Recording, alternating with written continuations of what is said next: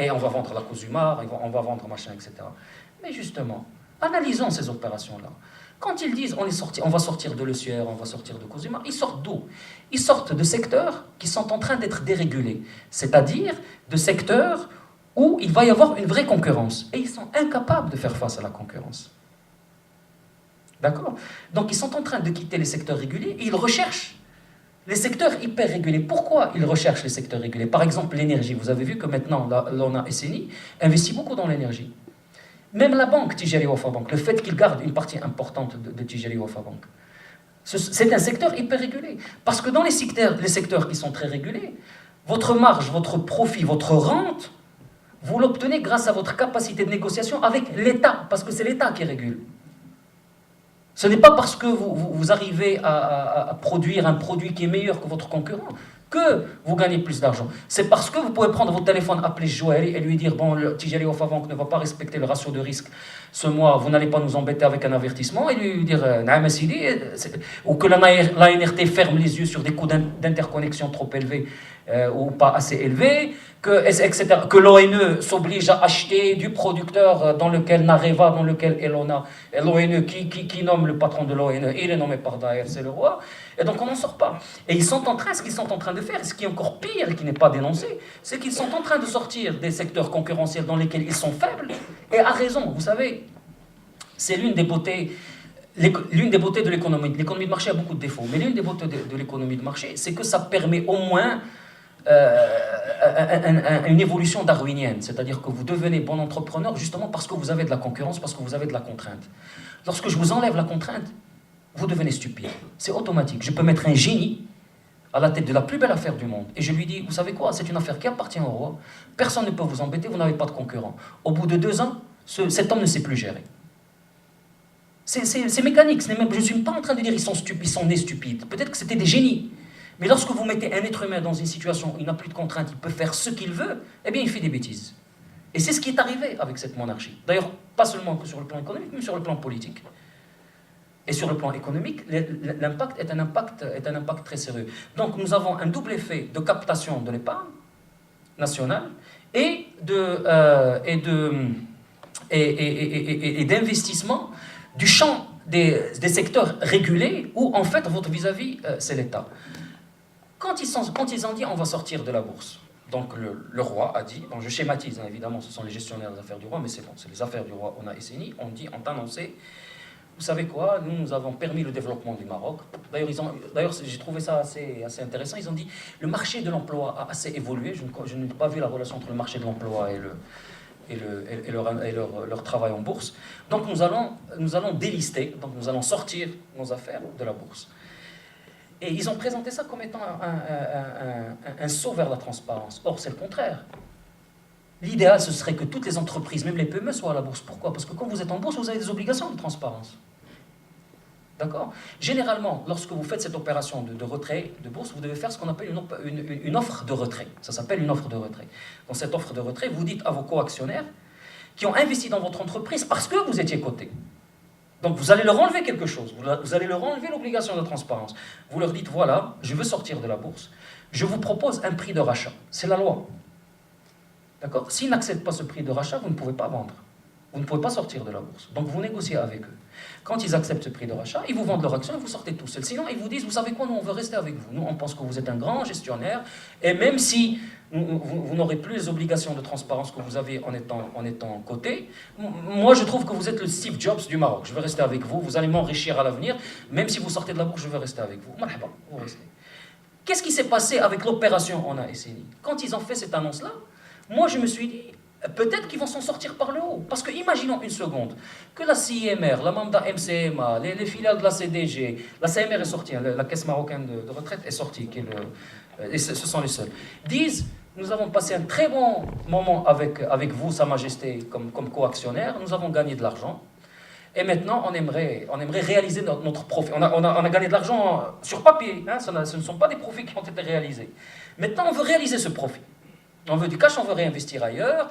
Et d'ailleurs, ça c'est une grosse question parce que normalement ces entreprises-là sont régulées au niveau de leur investissement pour des raisons évidentes. Lorsque vous gérez l'argent de la sécurité sociale ou l'argent des retraites, généralement vous avez obligation d'investir dans certains secteurs et dans pas d'autres, et dans des secteurs généralement qui sont mieux contrôlés. Donc là, il y a un point d'interrogation par rapport à la légalité du fait de rester actionnaire d'une entreprise qui n'est plus cotée. Donc, ils auraient pu sortir par le haut en disant très bien, moi, roi du Maroc, je vous dis, c'est le moment de sortir. Et l'ONA a offert un bon prix. Le prix de rachat était un bon prix. Donc, si ils avaient accepté l'offre et ils étaient sortis, et si les étrangers qui étaient dans le capital avaient dit non, non, non, non, on veut rester avec vous. Non, même dans leur cote, on veut rester avec vous, ça aurait été, d'un point de vue moral, le jackpot pour la monarchie. Là, ils auraient fait taire tous les boucs jamais du monde. Terminé. Plus rien à dire. Pourquoi? Parce qu'ils auraient démontré qu'effectivement, ils ont accompagné un développement, qu'ils n'ont pas usé et abusé de l'épargne nationale, qu'ils ont rémunéré cette épargne nationale de façon généreuse, et qu'en plus, ils ont eu un vote de confiance de la part d'investisseurs étrangers spécialistes dans ces affaires-là. Donc, le cas est clos, on n'en parle plus, je ne serai pas aujourd'hui en train de vous raconter ce que je vous raconte. Qu'est-ce qui s'est passé à votre avis? Le contraire. Exactement le contraire. Les caisses d'épargne, les mutuelles, sont toutes restées actionnaires, et sont sortis dans la forêt noire, et les étrangers se sont barrés. Ils ont dit, on est désolé, on ne marche plus, on n'y va plus. Et ça, c'est terrible. C'est terrible, c'est le hold-up du siècle, je suis désolé. C'est le hold-up du siècle. Lorsque moi je ne comprends pas que l'USFP ne réagisse pas quand Anis Al-Alami est nommé à la tête de la CDG, même d'un point de vue symbolique, la CDG a été créée par Abdrahim Bouhabid. Et c'est une entreprise, c'est une organisation magnifique. Lorsqu'on ramène un laquais d'un copain du roi et qu'on le met à la tête d'un organisme aussi important, je suis désolé, c'est un scandale absolu. Personne n'a moufté. Pourquoi? Parce que ça donne de la pub, parce que notre presse, et la grande majorité, soit est corrompue jusqu'à la moelle, soit veut juste survivre un peu décemment et préfère ne pas aborder ces sujets, mais tout le monde ferme les yeux sur ces affaires-là. Ou bien ils ne comprennent pas, ils n'ont pas les outils intellectuels pour comprendre leur pertinence politique, ou bien ils comprennent un petit peu et ils ont peur, ils savent qu'il y va de leur survie économique et financière. Et d'ailleurs, moi, ma théorie sur la fermeture du journal, elle vient de là. C'est parce que le journal faisait de l'économie politique qu'il a eu les problèmes qu'il a eu. C'est pas parce qu'on demandait la réforme de la Constitution, ou qu'on faisait parler Nadi Yassine, ou qu'on... Non, moi je pense que c'est pas ça qui les embêtait. Ce qui les embêtait, c'était le pognon, c'était l'argent, c'était le fait qu'on suivait ce qui se passait sur ce plan-là. Juste par rapport à la manière dont les gestionnaires du roi et des groupes comme Marjan ou Assima traitent et voient la concurrence avec d'autres intervenants nationaux, par exemple l'affaire de Chabi et de Aswaq Salam. Est-ce qu'elle n'est pas révélatrice de ce manque de transparence et de corruption institutionnalisée lorsque Chabi veut installer donc une surface de grande distribution? J'ai oublié quelle ville c'était, mais qu'on lui dit que désolé, il y a déjà un dossier, or qu'il était sûr et certain qu'il n'y avait pas de dossier qui était rentré auparavant par Marjan. Est-ce que c'est pas révélateur aussi? Bon, c'est révélateur, mais je ne veux pas le cacher. Il me pose un petit problème, pour être tout à fait franc. C'est que Chabi est puissant, je ne sais pas pourquoi il est puissant. Parce que quelqu'un à la place de Chabi aurait moufté, aurait morflé il y a longtemps. Et j'ai un gros point d'interrogation. Est-ce que ça a à voir avec des services rendus du temps de Hassan II? Je ne sais pas, il y a beaucoup de rumeurs, donc je ne veux pas propager des rumeurs pour lesquelles je n'ai absolument aucune preuve. Mais ce que je sais, moi, Chabi, d'ailleurs c'est le journal, le premier qui a publié une interview de Chabi où il disait il faut que le roi sorte de l'honneur. Et j'ai eu une discussion avec lui. Parce qu'à la dernière minute, il a voulu qu'on enlève cette phrase de l'interview. Et je l'ai appelé, je lui ai dit écoutez, je ne peux pas vous promettre que vous n'aurez pas de problème, je peux même vous promettre que vous allez avoir des problèmes. Donc je ne peux pas vous dire décemment. Alors pour moi c'est un scoop extraordinaire. J'ai effectivement intérêt à ce que ce soit publié, mais vous allez rendre service à ce pays. Parce qu'il faut que quelqu'un lui dise. Quelqu'un comme vous, pas quelqu'un comme moi. Qu'il dise Baraka, calmez-vous un peu. Il faut que quelqu'un lui dise. Donc commencez-vous, et puis d'ailleurs, le Karim Tiazi qui se retrouve dans le 20 février, Karim Tiazi tout sauf un révolutionnaire. Que Karim Tiazi se retrouve le 20 février, c'est que vraiment ils sont allés trop loin. que Chabi même. Chabi.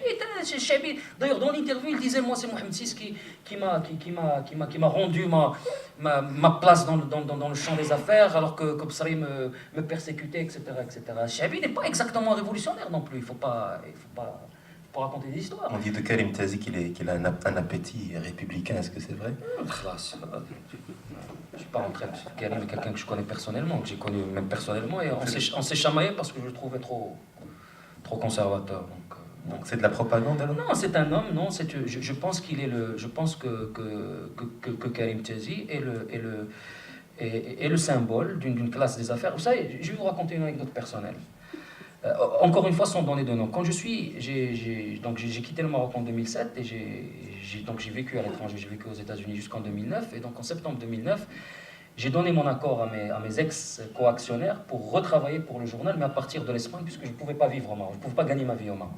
Donc je suis retourné, je ne suis pas retourné, je suis allé en Espagne pour le premier fois, pour y vivre et diriger la rédaction du journal à partir de l'Espagne à mi-temps, parce qu'il fallait que je travaille pour gagner de l'argent à côté. Mais je rentre au Maroc souvent. Donc je reprends du service en tant qu'éditorialiste du journal. Je rentre au Maroc en octobre 2009. Et puis un ami m'appelle et il me dit, écoute, il y a un monsieur qui veut absolument te voir.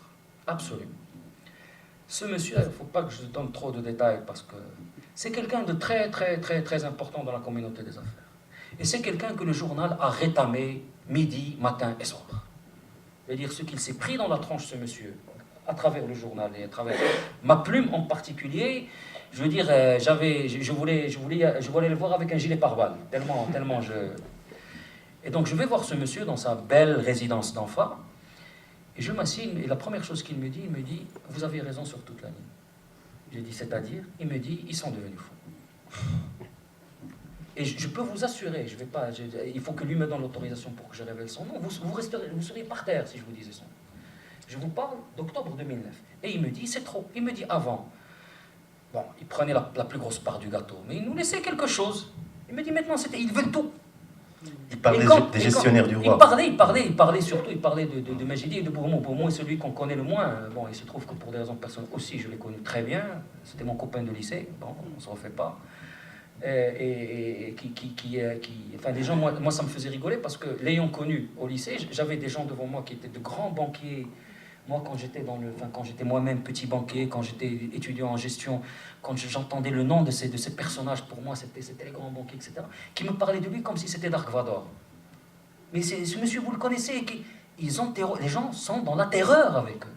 Vous ne pouvez pas vous imaginer le nombre d'hommes d'affaires qui jouissaient quand ils voyaient les banderoles du 20 février avec Bourmont et de Majidi. Et cet homme-là me dit à moi, il me dit, vous avez raison, effectivement, nous on pensait qu'ils allaient faire ça de façon intelligente, mais ils se sont lâchés, ils ne respectent plus rien, tout est pour eux, et c'est méchant, c'est des contrôles fiscaux à tire-larigot, donc l'arme fiscale a été utilisée contre les gens, alors évidemment, un contrôle fiscal peut toujours vous mettre par terre, même si vous êtes... D'ailleurs, ça crée un effet vicieux. Moi j'ai des amis qui ont des entreprises qui voulaient payer leurs impôts, et leur expert comptable leur dit, mais vous êtes débiles, parce que de toutes les manières, vous allez être redressés. Personne ne paye plus ses impôts. Tout le monde triche, parce que de toutes les manières, ça c'est arrivé avec moi, vous allez être redressé. Je ne veux pas dire qu'il n'y a pas de fraude fiscale. Évidemment, la fraude fiscale est un sport national, il n'y a pas de doute là-dessus. Mais lorsque vous en faites un instrument de pouvoir, vous viciez complètement la chose. Alors, bien sûr qu'il faut qu'il y ait des contrôles fiscaux, bien sûr que les gens doivent payer leurs impôts, mais il ne faut pas que ce soit à la discrétion du régime et pour des raisons politiques. Donc les gens ont compris, les gens payent le minimum, sachant que de toutes les manières, ils vont être redressés et qu'ils n'auront pas véritablement de recours, etc. Et cette arme a été utilisée, et c'est une arme dangereuse, parce que quand vous utilisez cette arme, il faut être stupide pour investir en Maroc. Parce que vous ne pouvez rien, vous n'avez aucune protection contre ce type d'arme. C'est-à-dire que là aussi, c'est suicidaire d'utiliser. Et je crois que Hassan II n'a jamais utilisé cette arme. Hassan II, à ma connaissance, pourquoi? Pas parce qu'il était gentil, mais parce qu'une fois que vous l'utilisez, les gens ne peuvent plus vous faire confiance. Parce que vous ne pouvez rien contre ça. Et en plus, c'est la honte nationale. D'ailleurs, ils l'ont fait au journal. Ils ne payent pas leurs impôts. Qu'est-ce qu'on a fait? Donc vous êtes dans le dénuement total, même moral. Donc qu'est-ce que vous faites? J'achète à Malaga, je sors mon argent. C'est ce qui est en train d'ailleurs de se faire. Où là, je mets l'argent sous le matelas. Mais je ne m'expose pas, je ne me mets pas dans des affaires public, je ne me mets pas dans l'industrie, je ne me mets pas dans des relations avec des ouvriers qui m'exposent au bras de l'État, qui n'est pas un bras qui se bat pour la moralisation des affaires, mais qui se bat pour que moi, je fasse ce que les hommes d'affaires du roi veulent que je fasse. Et ça, c'est très dangereux, et je pense que la monarchie est en train de payer, et n'a pas fini de payer le prix de cette bêtise économico-politique.